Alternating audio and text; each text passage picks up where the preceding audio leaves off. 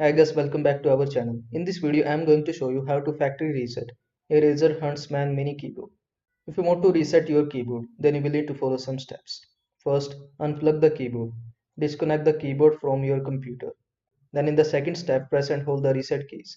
Simultaneously press and hold the following keys: the escape key, the caps lock key, and the spacebar key. This is the escape key. This is the caps lock key, and this is the space key in your keyboard. So simply press the ESC key, the caps lock key, and the space key together. Then in the third step, reconnect the keyboard. While holding the above keys, plug the keyboard back into your computer. Then in the last, complete the reset.